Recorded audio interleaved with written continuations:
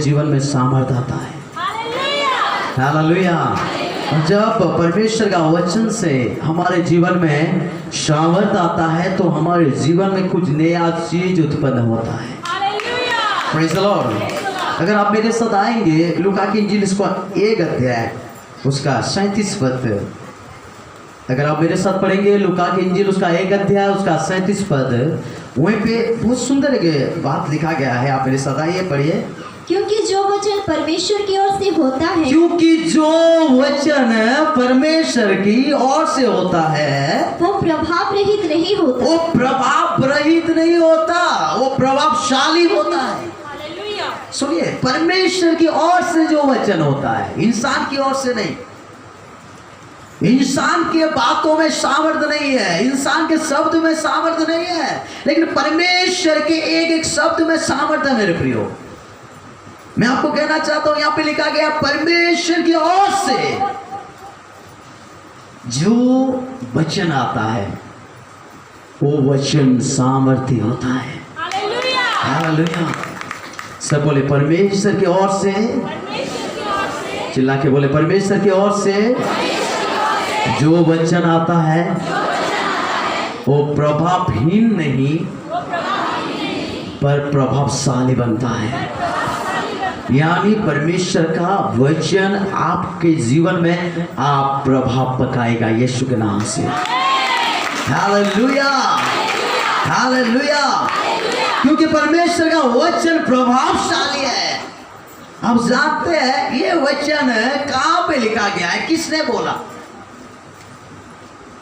एक ऐसी बहन, एक ऐसी औरत जिसका नाम मरियम था, जो कुंवारी थी। समझ में आ रहा है? और स्वर्गदूत आके बोल रहे हैं, मरियम तू गर्भवती होगी और एक पुत्र को जन्म देगी जिसका नाम यीशु रखना। तब ये मरियम कहता है, मैं तो कोई पुरुष को नहीं जानता हूँ, कोई इंसान को नहीं जान, कोई पुरुष को नहीं जानता हूँ, किसी के साथ मेरा कोई गलत संबंध नहीं है, कैसे मैं गर्भवती हूँ? तब परमेश्वर कहता है, पवित्र आत्मा के द्वारा, पवित्र आत्मा के सामर्थ्य के द्वारा तू गर्भवती होगी और तू गर्भवती होगी और तू यीशु को जन्म देगी। मैं आपको कहना चाहता हूं, पवित्र आत्मा का सामर्थ्य जब हमारे जीवन में आता है तो हमारे अंदर यीशु पैदा होते हैं। कितने लोगों को समझ में आ रहा है मेरी बात? जोर से हालेलुया। और एक बात सुनिए, जब पवित्र आत्मा के सामर्थ्य हमारे जीवन में आता है तो पवित्र आत्मा हमारे अंदर यीशु को पैदा करते हैं। यानी यीशु के स्वभाव, यीशु के चाल चलन, यीशु के काम, यीशु के सारे विषय हमारे अंदर पवित्र आत्मा पैदा करते हैं। कितने लोग मेरे आवाज को सुन रहे हैं? जोर से चिल्ला के बोले हालेलुया, हालेलुया। अब जब भी प्रभु का वचन को सुन रहे हैं, विश्वास के साथ सुनिए, विश्वास के साथ। और परमेश्वर का वचन को जब भी आप सुन रहे हैं, एक प्यासे दिल के साथ सुनिए, एक क्या बोलो, एक्साइटमेंट के साथ सुनिए, क्योंकि परमेश्वर का एक वचन अनमोल है और परमेश्वर का एक वचन आपके जीवन को बदल सकता है। परमेश्वर का एक वचन आपके जीवन को बदल सकता है। Praise the Lord. कुछ बहन लोग होते हैं चुपचाप बसी जाओ, बुझी ना पार कहाँ करो। Praise the Lord. प्रभु के लिए जब चिल्लाने का बारी आता है तो आप चिल्लाइए, प्रभु को धन्यवाद दीजिए, प्रभु की महिमा कीजिए। Praise the Lord, hallelujah, hallelujah. कल परमेश्वर के दास जो लीडरशिप और वॉलंटियर मीटिंग में आए थे, इवनिंग को एक चीज़ बोल रहे थे, हम जब चिल्लाते हैं आत्मा में भर के तो दुष्ट आत्मा भाग जाता है। आपके चिल्लाने में दुष्ट आत्मा भागता है, लेकिन आप अगर ऐसा चिल्लाएंगे, कोई बोलेगा मैं ये पे प्रभु का वचन प्रचार कर, आप बोले हालेलुया, आपके सामने मच्छी भी नहीं भागेगा, मच्छर भी नहीं भागेगा, तो दुष्ट आत्मा कैसे भागेगा? हैं? कितने लोग बुझी पारुछन्ते मोर कथा? माछी मशा आपको सामना जीवे नहीं तो दुष्ट आत्मा केमिति जीवे? कौन दुष्ट आत्मा जीव कि नहीं ना? तो दुष्टात्मा को भोगेगा निमंते आपको कौन करने को पड़ेगा। आप मुझे एक चीज बताइए, यीशु मसीह किसको चिल्ला के बोला? अच्छा मुझे बोले, डांट चिल्ला के, अगर आप किसी को डांटते हैं तो चिल्ला के डांटते हैं कि चुपचाप डांटते हैं? जोर से बोले, कैसे डांटते हैं? चिल्ला के कि चुपचाप? एक चोर आपके घर में आ रहा है और आप बोल रहे हैं, भैया चोर जी आप थोड़ा बाहर जाइए प्लीज, हम एक अच्छे खानदान के हैं, आप थोड़ा बाहर जाइए, हमारे घर से कुछ मत चुराइए, चोर जी प्लीज आप थोड़ा बाहर जाइए। क्या चोर मानेगा?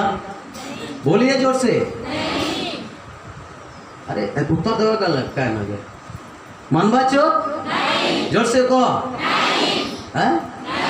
तो आप अपन को केंता कहा के भोगा वाले पड़वा? जोर से कहा, भागो चुके नहीं कि पुलिस के फोन करो भाई, जाओ जी जाओ जी जाओ जी, है कि नहीं? जब वो चिल्ला के उसको डांट के बोलेंगे भाग, भागता है कि नहीं? नहीं तो देख मैं पुलिस को फोन कर रहा हूं, तो वो क्या करेगा? वो दौड़ के भागेगा। जब हम हालेलुया का नारा लगाते हैं, परमेश्वर के धन्यवाद करते हैं चिल्ला के, तो ये शैतान के लिए डांट है, याद रखना। परमेश्वर का महिमा है और शैतान के लिए डांट है ये।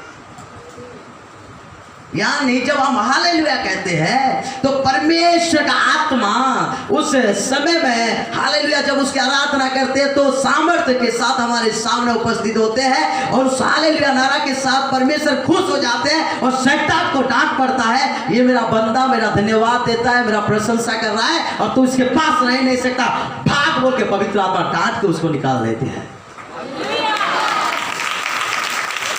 जोर से चिल्ला के बोले हालेलुया। हाँ, खाली गुटे भोड़ी हालेलुया आवाज मारसी, बाकी सबे चुपचाप सुनो तो सुनो। कितने लोग उपवास के साथ आए हैं? उपवास तो था, कितने लोग आसे चलते? हाँ इसलिए।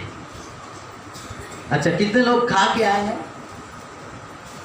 खाई कि कितने लोग आसे चल? कितने लोग उपवास भी नहीं करी, खाई भी नहीं, मतलब से मैंने खाना करी चल इसको भी जाना नहीं, से मैंने खाई भी नहीं किंतु उपवास भी नहीं करी, बाकी से मैंने काना करी चाहिए ताकू भी जाना। कितने लोग उपवास करी आसी गला बोले, किसी लोग को हाथ उठाले प्रेज द लॉर्ड, से मैंने मंडली लाई उपवास करी कि आसी छंती, आ किसी लोग हाथ नहीं उठाले उपवास कला पर भी आ खाई करी आसी वाला पर भी हाथ से माने नहीं उठे, तार माने से माने कंफ्यूज हो जाउ जे हमें खाई छु कि नहीं खाई।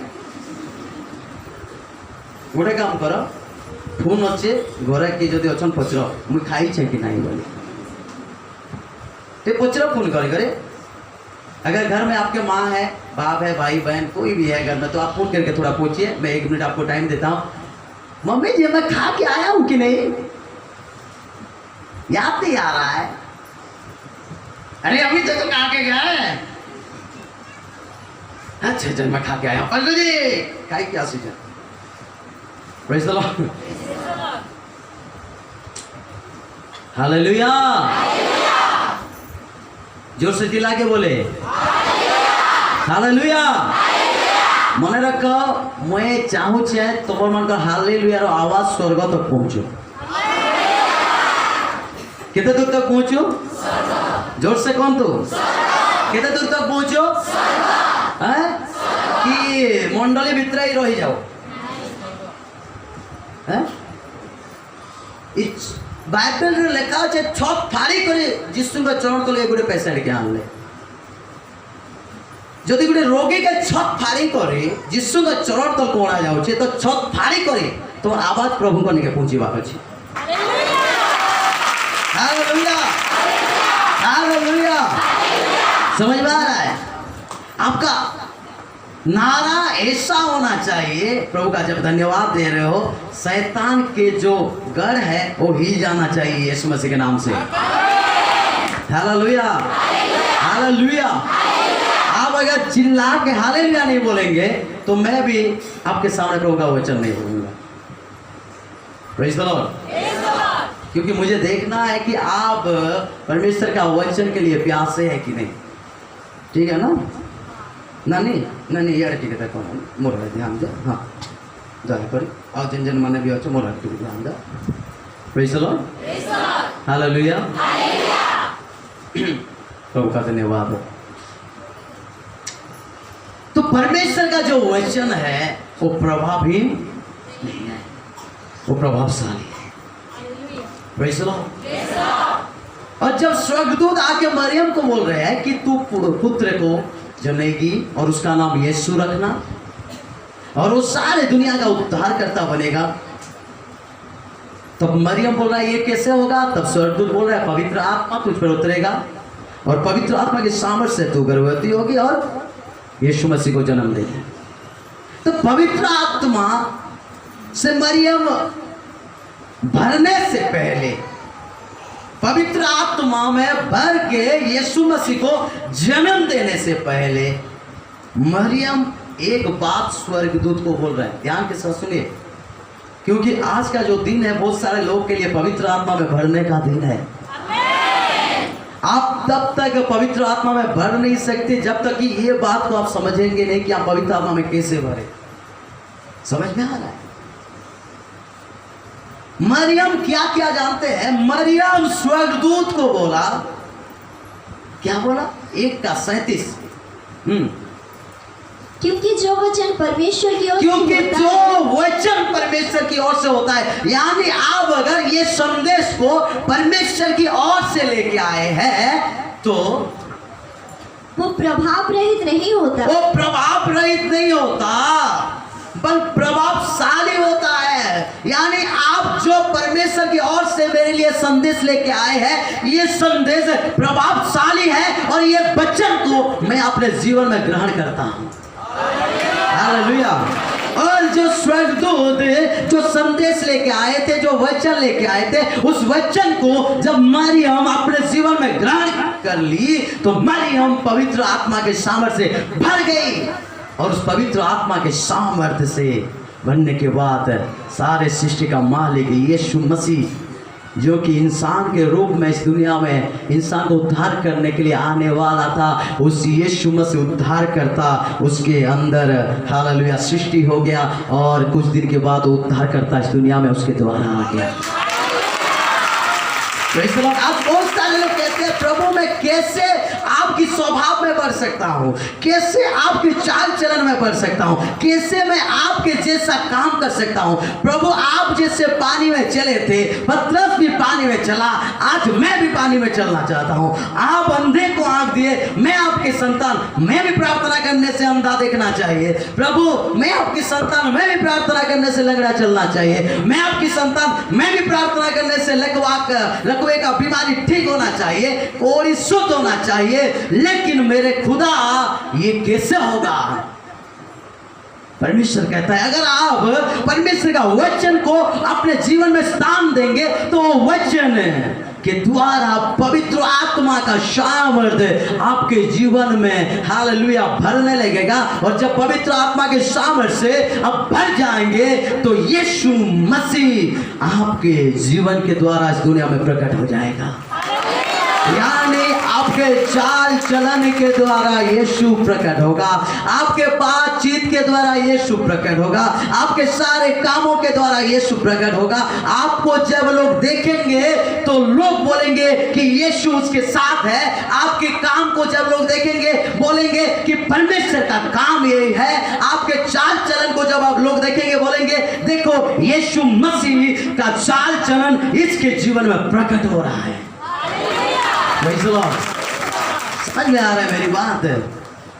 आज जितने लोगों को भी प्रभु बुलाया है ये पे याद रखना, यीशु इसलिए बुलाया है कि वो आपको चंगाई दे, आपको छुटकारा दे, आपके जीवन में काम करे।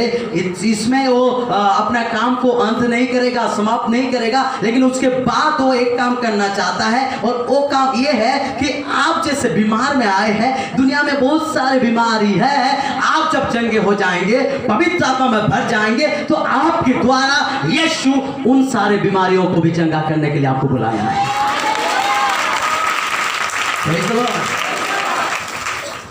आप जैसे दुखी आए थे, आप जैसे निराश में आए थे, आप जैसे तकलीफ में आए थे। दुनिया में बहुत सारे लोग निराश में है, दुख में है, तकलीफ में है। आपके अंदर वो परमेश्वर रह के उन सारे लोगों के जीवन में वही काम करना चाहता है आपके द्वारा, जो कि आज आपके जीवन में आप चाहते हैं। समझ में आ रहा है मेरी बात? तो इसलिए हमें क्या करना पड़ेगा? परमेश्वर का वचन को हमें ग्रहण करना पड़ेगा। आप जानते हैं विश्वास के बिना कुछ नहीं होता है। याद रखना, मैं हर एक समय एक चीज प्रचार करता हूं, विदाउट फेथ। आज बहुत सारे लोगों के पास विश्वास नहीं है, इसलिए बहुत सारे लोग आज कुछ नहीं कर सकते हैं। उनके पास ज्ञान है, आप आदि से प्रकाशित वाक्य बोलने के लिए बोलिए ना, वो लोग बोल देंगे। सब पता है वचन के बारे में, लेकिन जो वचन पता है उस वचन के ऊपर जब तक विश्वास नहीं है, तब तक वो वचन संपूर्ण रीति से प्रैक्टिकल काम नहीं होगा उनके द्वारा इस दुनिया में। आप याद रखिए, अगर चाहते हैं परमेश्वर जो बोला है वो मेरे जीवन में, मेरे जीवन के द्वारा वो कार्यशील हो, तो आपको उसके वचन के ऊपर विश्वास करना जरूरी है। समझ में आ रहा है? उसके वचन पर विश्वास करना जरूरी है। आप अगर मेरे साथ आएंगे, मैं आज सुबह पढ़ रहा था, प्रभु को बोला, प्रभु मुझे एक वचन दीजिए जो कि आज मैं आपके लोगों को बोल सकता हूं। क्या मैं बोलो प्रभु जी, आपके लोगों को क्या चाहिए? तो परमेश्वर ने एक सुंदर वचन मुझे दिया था, जो कि दूसरा राजा उसका 5:14, सेकंड किंग चैप्टर 5 वर्स 14, द्वितीय राजा बोली 5:14 पद सुनिए। तब उसने परमेश्वर के भक्त के वचन के अनुसार यरदन को जाकर, तब उसने परमेश्वर के भक्त के वचन के अनुसार यरदन को जाकर उसमें 7 बार डुबकी मारी। उसने 7 बार डुबकी मारी, और उसका शरीर छोटे लड़के का सा हो गया। और उसका शरीर छोटे लड़के का सा हो गया और वो शुद्ध हो गया। जब भी वचन पढ़ रहे हैं ऐसा पढ़ना अच्छे से, प्रेज़ द लॉर्ड, ब्रेक नहीं देना। और एक बार पढ़िए। तब उसने परमेश्वर के भक्त के वचन के अनुसार यरदन को जाकर उसमें 7 बार डुबकी मारी। तब उसने परमेश्वर के भक्त के, बोलिए परमेश्वर के भक्त के, यानी परमेश्वर कैसे बात करता है अपने भक्तों के द्वारा। परमेश्वर के भक्त कौन है? परमेश्वर के दास, परमेश्वर के भविष्यद्वक्ता, प्रभु का सेवक, कलीसिया का पास्टर। परमेश्वर बात करता है उनके द्वारा, और बहुत सारे लोग परमेश्वर के लोगों के द्वारा जो परमेश्वर बात करता है उस बातें को बहुत सारे लोग सुनते नहीं है, मानते नहीं है। वो लोग अपने मन मर्जी काम करते हैं, जिनके द्वारा उनके जीवन में वो आशीष को नहीं देखते हैं। ध्यान के साथ सुनिए, परमेश्वर का भक्त ने जो बातें कही, उस बातें को एक व्यक्ति सुना, माना, और जाके यरदन में 7 बार डुबकी लगाया। और उसका जो कोढ़ का बीमारी था, कुष्ठ रोग था, सुस्त हो गया। ध्यान के साथ सुनिए, एक किसके बारे में बाइबल में लिखा गया है? एक व्यक्ति जिसका नाम नामान था।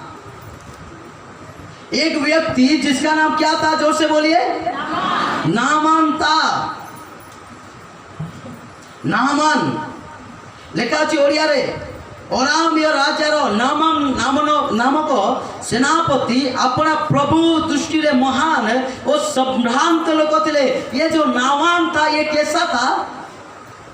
ये अपने प्रभु की नजर में, अपने मालिक के नजर में, राजा के नजर में ये एक सम्मान के योग्य व्यक्ति था, एक संभ्रांत व्यक्ति।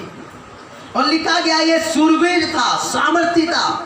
शूरवीर समझ में आ रहा है? सुनो तो, चौवन को देखो तो, शूरवीर सामर्थी व्यक्ति, एक योद्धा, शूरवीर मतलब एक योद्धा, एक सामर्थ्य व्यक्ति। और इसके द्वारा परमेश्वर ने बाइबल में ऐसा लिखा गया है, अरामियों को विजय प्रदान किया था। यानी इसके द्वारा इसका देश जो था वो विजय प्रदान हुआ था, जीत गया था इसके द्वारा। ये ऐसा व्यक्ति था जो कि देश को जिताने वाला व्यक्ति। समझ में आ रहा है? एक ऐसा व्यक्ति, और राजा के दृष्टि में एक संभ्रांत व्यक्ति था। राजा इसको बहुत रेस्पेक्ट करता था, बहुत सम्मान देता था, क्योंकि इसके द्वारा उसका राज्य जो है वो विजयी हुआ है। समझ में आ रहा है मेरी बात? और ये शूरवीर था, सामर्थ्य व्यक्ति था, बलवान व्यक्ति था, एक योद्धा था। लेकिन इसके जीवन में एक समस्या था, ये कोढ़ी था, यानी कुष्ठ रोगी था। ये यार शरीर और एक कुष्ठ रोग था, इसके शरीर में कोढ़ का बीमारी था, कुष्ठ रोग था। आज हो सकता है आप लोग बहुत टैलेंटेड है, आपके पास बहुत प्रतिभा है, बहुत टैलेंटेड है, पैसे वाले हैं, रुपया आपके पास बहुत है, बल है, सामर्थ्य है, लेकिन फिर भी आपके जीवन में कहीं ना कहीं ऐसा परिस्थिति है जो परिस्थिति के लिए कि आप निराश में है। समझ में आ रहा है? हो सकता है ये राजा की दृष्टि में संभ्रांत व्यक्ति था, शूरवीर था, सामर्थ्य था, योद्धा था। इसके द्वारा परमेश्वर ने राम को विजय प्रदान किया था, लेकिन फिर भी इसके शरीर में एक दुर्बलता था, एक कमजोरी था, एक बीमारी था, जिसको कहते हैं कोढ़ी, कुष्ठ रोग था शरीर। कोढ़ी, मैं आपको कहना चाहता हूं, ध्यान के साथ सुनिए। आपके जीवन में कौन सी समस्या है, कौन सी परिस्थिति है, कौन सी तकलीफ है, कौन सा वो विषय है जो कि आपको कमजोर बना दे रहा है? आप उस विषय को लेकर चिंता में है, समस्याओं में है, निराश में है आप लोग। कौन सा वो विषय है? ध्यान के साथ आप सुनिए, कौन सा चीज है? मैं कहना चाहता हूं, परमेश्वर वो जो कमजोरी है, वो कमजोरी को आपके जीवन से दूर करके आपको अपने सामर्थ्य से आज भरेगा। अगर आप बीमार हैं तो परमेश्वर चंगाई देगा। अगर आप बंधन में हैं तो परमेश्वर छुटकारा देगा। अगर आप पाप में जीवन बिता रहे हैं तो उससे परमेश्वर आजाद करेगा। आपके जीवन में परमेश्वर बड़े बड़े काम को करेगा यीशु मसीह के नाम से। लेकिन सुनिए, ये कैसे होगा? ये कैसे होगा? हाँ, क्या लिखा गया? पढ़िए, 2 से पढ़िए। अरामी लोग दल बांधकर इस्राएल के देश में जाकर वहां से एक छोटी लड़की बंदी बनाकर ले आए थे। और ये अरामी लोग दल बांधकर इस्राएल में गए और वहीं से एक छोटी लड़की को क्या करके बंदी बना के लेके आए थे। बोलिए, छोटी लड़की। इस्राएल मतलब क्या है? इस्राएल में एक भविष्य वक्ता था, परमेश्वर का एक भक्त था जिसका नाम था एलीशा है। यानी इस्राएल मतलब परमेश्वर के लोग रहने वाले जो जगह है, वहीं पे परमेश्वर के लोग हैं इस्राएल। बाइबल में लिखा गया इस्राएल के बारे में, परमेश्वर कहता है मैं इस्राएल का परमेश्वर हूं। परमेश्वर गवाही देता है मैं इस्राएल का परमेश्वर हूं। हालेलुया। और जानते हैं, एक छोटी सी लड़की को ये लोग बंदी बना के लेके आए थे। और ये जो छोटी लड़की थी, ये क्या करती थी जानते थे? ये नामान जो व्यक्ति था, इसके जो पत्नी थी उसका सेवा करती थी। ये छोटी लड़की नामान की पत्नी के सेवा करती थी। और उस समय जब देखा कि नामान के शरीर में कोढ़ है, वो कुष्ठ का बीमारी में वो जकड़ा हुआ है नामान, तब ये छोटी लड़की जो थी अपने मालिकन को, जो थी नामान की पत्नी को, ये बोल रही है, मैडम सुनिए ना, क्या हुआ? अगर हमारे प्रभु, हमारे मालिक हमारे उस जगह में होते, इस्राएल में होते, तो वहीं पे एक भविष्य वक्ता है एलीशा है, और उनके पास जाते, वहीं पे होते, तो ये चंगे हो जाते ये कोढ़ी से। एक छोटी सी लड़की आप जानते हैं इस्राएल का एक छोटी सी लड़की, मैं आपको कहना चाहता हूं परमेश्वर को विश्वास करने वाला व्यक्ति अगर छोटा सा भी बच्चा होगा उसके द्वारा परमेश्वर अपने महिमा को प्रकट करता है।